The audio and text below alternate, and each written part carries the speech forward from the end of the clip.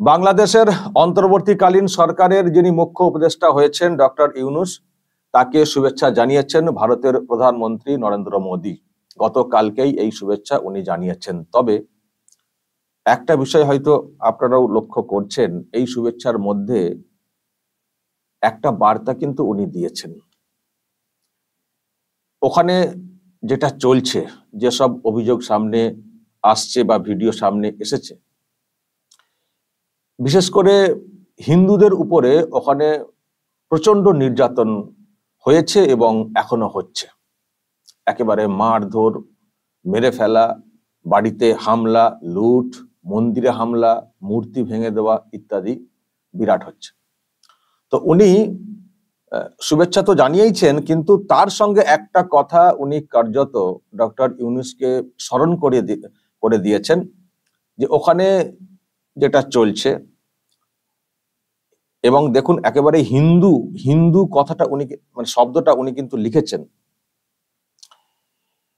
দেখুন 3 নম্বর লাইনের শেষ দিক থেকে যেটা কি উনি বলতে চেয়েছেন। আচ্ছা, 2 নম্বর লাইনের শেষ দিক থেকে দেখুন, we hope for an early return to normalcy ensuring the safety and protection of Hindus and all other minority communities.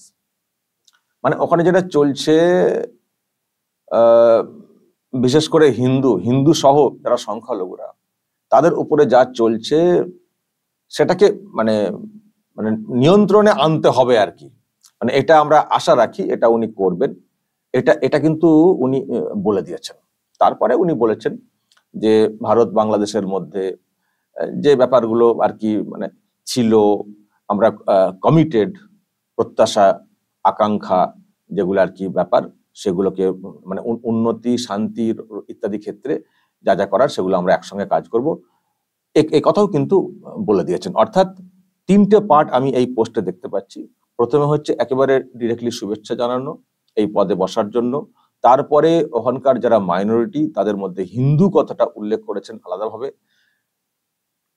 তাদের সুরক্ষা, এটাকে ব্যবস্থা করতে হবে, বা যে এখন যা চলছে সেটাকে নিয়ন্ত্রণে আনতে হবে, সেই কথাটা উনি মাঝখানে স্মরণ করে দিয়েছেন। এবং পরবর্তীকালে ভারত এবং বাংলাদেশের মধ্যে যে নানান ক্ষেত্রে যে একটা সহযোগিতা, সেই শান্তি রক্ষা, উন্নয়ন ইত্যাদি, এবং দুই দেশের মানুষের যে আশা আকাঙ্ক্ষা পূরণ, এইসবগুলো আমরা একসঙ্গে কাজ করব, সেই কথাটাও উনি কিন্তু শেষ অংশে বুঝিয়ে দিয়েছেন।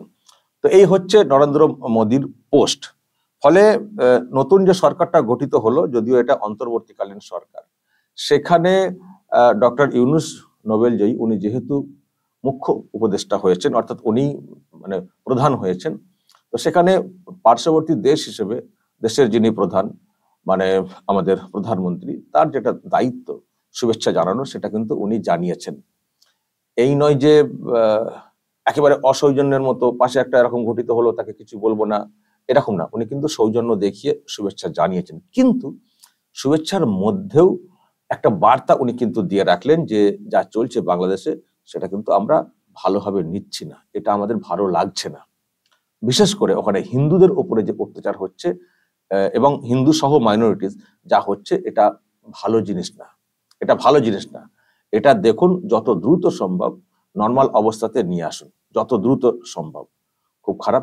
তার মানে এটার মাধ্যমে নরেন্দ্র মোদী যেটা বোঝানোর চেষ্টা করে দিলেন যে নজর কিন্তু আমরা রাখছি ওখানে কি হচ্ছে, নজর কিন্তু আমরা রাখছি, আমাদের নজর এড়াচ্ছে না, এবং হিন্দুদের উপরে ওখানে কি হচ্ছে সেটা কিন্তু আমরা দেখছি। আপনি পদে বসেছেন, আপনাকে শুভেচ্ছা জানাই, অভিনন্দন জানাই, কিন্তু আপনি এইগুলোকে যত দ্রুত সম্ভব নর্মাল অবস্থাতে নিয়ে আসুন। তারপর আমাদের দেশের সঙ্গে যেমন আর কি একটা চুক্তি থাকে, আমরা একসঙ্গে যেমন কাজ করি বিভিন্ন ক্ষেত্রে, সেটা আমরা করব। এই কথাটা উনি কিন্তু একজন রাষ্ট্রপ্রধান হিসেবে, আমাদের দেশের প্রধানমন্ত্রী হিসেবে একেবারে মানে যেমন মানে শুভেচ্ছার সৌজন্য দেখালেন, তেমনি কিছু কর্তব্য বুঝিয়ে দিলেন, আর ভবিষ্যৎ সম্পর্কেও একটা বার্তা দিয়ে রাখলেন। এই হচ্ছে প্রধানমন্ত্রী নরেন্দ্র মোদীর অবস্থান। মানে ওখানে যা চলছিল হাসিনার পতনের পর, এবং হাসিনা তো ভারতে চলে এসেছেন আপনারা জানেন, এখনো আছেন, কোথায় রয়েছেন, গোপন আস্তানায় তাকে রাখা হয়েছে, যদিও উনি অন্য জায়গায় চলে যাবেন শুনছি, কিন্তু এখন নাকি সেরকম জায়গা হচ্ছে না, নাকি একটা ব্যাপার স্যাপার রয়েছে। যাই হোক, সেটা অন্য প্রশ্ন। কিন্তু যেহেতু ওখানে নতুন সরকারটা গঠিত হয়ে গেছে, ফলে ভারতের সরকারের প্রধান হিসেবে, প্রধানমন্ত্রী হিসেবে একটা দায়িত্ব থাকে রিলেশন মেনটেন করা। যে হাসিনা এখানে আছেন মানে আমরা সব হাসিনার, তোমাদেরকে আর দেখতে পারবো না, এটা না। রিলেশন মেনটেন করা রাষ্ট্রপ্রধান হিসেবে যেটা করা, সেটা কিন্তু উনি করছেন, কিন্তু গদগদ হয়ে না। পার্শ্ববর্তী দেশ, সেখানে তোমাদের কিছু দায়িত্ব থাকে ঠিক মতো করে চলা, এবং যেহেতু ওই দেশের যারা হিন্দু রয়েছেন তারা সবসময় মানে তাদের যা যন্ত্রণা সেগুলোকে প্রকাশ করে ভারতের দিকে একটা মানে আশাই তাকিয়ে থাকেন যে ভারত সরকার কিছু একটা করবেন, ভারতে এত হিন্দুদের বসবাস, কিছু একটা করবেন। ভারত সরকার তো এমনিতেই একটা রাস্তা রেখেই দিয়েছে যে যদি কেউ ধর্মীয় অত্যাচারে চলে আসেন তাকে এখানে নাগরিকত্ব দেওয়া, তাহলে কিছু একটা করবে ভারত সরকার, এবং নরেন্দ্র মোদীর প্রতি একটা বিরাট আস্থা সেই দিকে। ফলে এটাও উনি কিন্তু কোথাও মাথায় রেখেছেন। এই যে হাসিনা চলে আসার পরে পার্লামেন্টে হয়তো বক্তব্য রাখা হয়েছে যে বাংলাদেশে এই হচ্ছে সেই হচ্ছে, মাইনরিটিজের উপরে মানে হামলা হচ্ছে, মন্দিরে হামলা হচ্ছে, পার্লামেন্টে হয়তো বক্তব্য এসেছে, কিন্তু নরেন্দ্র মোদী কিন্তু সেই অর্থে কিছু বলেননি। নরেন্দ্র মোদী এইসব নিয়ে সেই অর্থে কিছু বলেননি, এবং হুট করে কিছু বলার কথাও না। কিন্তু এই প্রথম শুভেচ্ছা জানানোর মাধ্যমে ওই দেশে কি চলছে, কি অশান্তি চলছে এবং কাদের উপরে বেশি নির্যাতন হচ্ছে সেটা কিন্তু কার্যত বুঝিয়ে দিলেন। অর্থাৎ আমরা নজর রাখছি, ওদিকটা দেখুন। পদে বসেছেন, খুব ভালো, অভিনন্দন জানাই, কিন্তু নজরটা ওদিকে রাখুন, বাকি কাজ ঠিকঠাক চলবে। মানে আপনাকে শুভেচ্ছা জানালাম, আপনি ওদিকটা দ্রুত নর্মাল অবস্থাতে নিয়ে আসুন, বাকি কাজ ঠিকঠাক চলবে। এই পরিষ্কার বার্তা, বা এটাকে কড়া বার্তাও বলা যেতে পারে, যে ডক্টর ইউনূসের দায়িত্ব সম্পর্কে, প্রাথমিক দায়িত্ব যেটা, সেটাও কার্যত বুঝিয়ে দিয়েছেন নরেন্দ্র মোদী। এখন দেখা যাক ডক্টর ইউনূস কেমন ভাবে চলেন, কতটা কিভাবে চলতে পারেন। আমি ওনার একটা বক্তব্য আপনাদেরকে শোনাবো। গতকালকে শপথের পরে একটা বক্তব্য উনি দিয়েছেন জাতির উদ্দেশ্যে। কি বলেছেন আমি সেটা আপনাদেরকে একটু শোনাবো।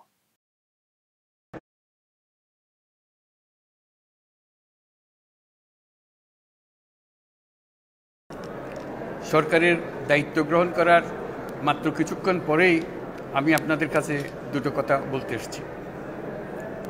আজ দ্বিতীয়বার যারা স্বাধীনতার স্বাদ আমাদের সকলের জন্য সম্ভব করল, সেই বৈষম্য বিরোধী ছাত্র আন্দোলনের শহীদ ছাত্র জনতা এবং এতে আহত অসংখ্য আন্দোলনকারীকে স্মরণের মাধ্যমেই দেশবাসীকে আমি কিছু কথা বলতে চাই। তাদের দুঃসাহসিক আত্মত্যাগ, সাহস ও সারা দেশকে ঐক্যবদ্ধ করার বিনিময়ে ছাড়া এই স্বাধীনতা অর্জন কখনোই সম্ভব হতো না। সেই সঙ্গে তাদের সেই মুক্তির আকুতিগুলো উপলব্ধি করে সেনা, নৌ এবং বিমান বাহিনীর যে অকুতোভয় সদস্যরা দেশের মানুষের পাশে এসে দাঁড়িয়ে এই বিজয়কে ত্বরান্বিত করেছেন, তাদের প্রতিও জানাই জাতির পরম কৃতজ্ঞতা ও অভিনন্দন। ছাত্র জনতার অভ্যুত্থানে আমাদের দ্বিতীয় স্বাধীনতা অর্জন উৎসবের মুহূর্তে এই স্বাধীনতাকে নস্যাৎ করার জন্য ষড়যন্ত্রকারীরা দেশে একটা অরাজকতার ও ভীতির পরিবেশ সৃষ্টি করেছে। অরাজকতা আমাদের শত্রু, একে দ্রুত পরাজিত করতে হবে। এই মুহূর্তে সরকারের প্রথম কর্তব্য হিসেবে আমরা এই ষড়যন্ত্রকারীদের কঠিন হাতে দমন করব। স্বাধীনতার মুক্ত বাতাস যেন প্রত্যেকে বুক ভরে নিতে পারে, এই নিশ্চয়তা দানেই আমাদের সরকারের প্রথম পরিস্থিতি। এই ব্যাপারে দেশবাসীর সহযোগিতা কামনা করছি। দ্বিতীয় স্বাধীনতার এই মিলন মেলা থেকে বাদ যাবে না যারা আমাদের শান্তি শৃঙ্খলা রক্ষাকারী প্রতিষ্ঠানগুলো, নৌ, সেনা, বিমান বাহিনী, বর্ডার গার্ড, পুলিশ, আনসার, গ্রাম প্রতিরক্ষা, কোস্টগার্ড, কেউ বাদ যাবে না। অন্য সবার মতো তাদের প্রত্যেক সদস্য আজ উপরওয়ালার আইন বহির্ভূত জবরদস্তিমূলক হুকুম থেকে মুক্ত। কারো জন্য এটা বিন্দুমাত্র ব্যাহত হলে আমাদের আজকের উৎসব ম্লান হয়ে যাবে। প্রচণ্ড নিষ্ঠুর পতিত স্বৈরাচারী সরকার এসব প্রতিষ্ঠানকে দিয়ে ক্ষমতা কুক্ষিগত করে রেখেছিল।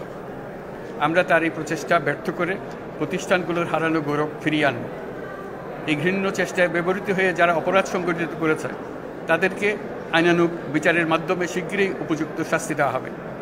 একই কথা দেশের সকল মন্ত্রণালয়, সংস্থা, শিক্ষা প্রতিষ্ঠান, নানা কর্মক্ষেত্রের জন্য প্রযোজ্য।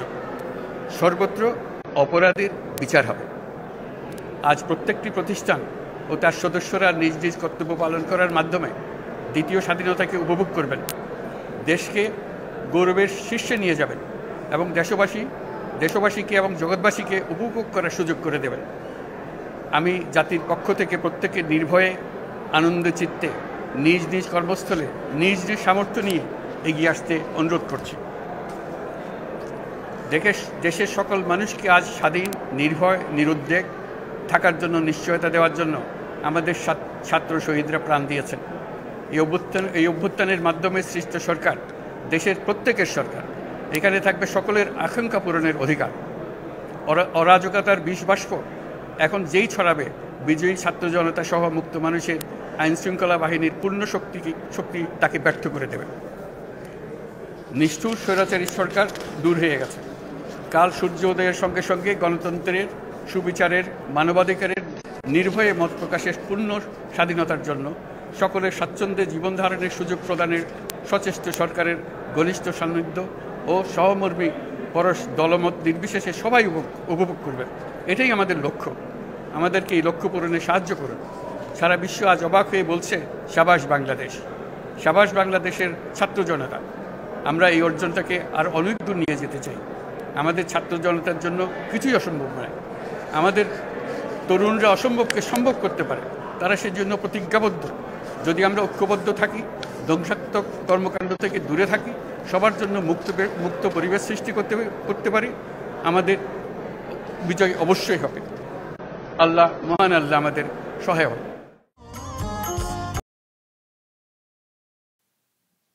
দর্শক, এই হচ্ছে বক্তব্য। অনেক স্বপ্ন দেখাচ্ছেন ডক্টর ইউনূস, ছাত্র সমাজকে নিয়ে চলার কথা বলেছেন। দেখা যাক উনি প্রত্যাশা কতটা কি পূরণ করতে পারেন, আর ওই দেশে সংখ্যালঘুরা কতটা সুরক্ষিত থাকেন সেটাও দেখার। যে দেশে সংখ্যালঘুরা সুরক্ষিত থাকতে পারেন না, সেই দেশে গণতন্ত্র আছে বলে কখনো সেটা বিশ্বাস হয় না। ফলে দেখা যাক, অনেক কথা বলছেন, প্রত্যাশা দেখাচ্ছেন। নরেন্দ্র মোদী প্রধানমন্ত্রী, তিনিও আশা রাখছেন। সে আশা প্রত্যাশা উনি কতদিনে পূরণ করতে পারেন, এখন সেদিকেই আমরা তাকিয়ে থাকবো। দর্শক, বলবেন যা বলার কমেন্ট বক্সে, নজর রাখবেন আরামবাগ টিভিতে।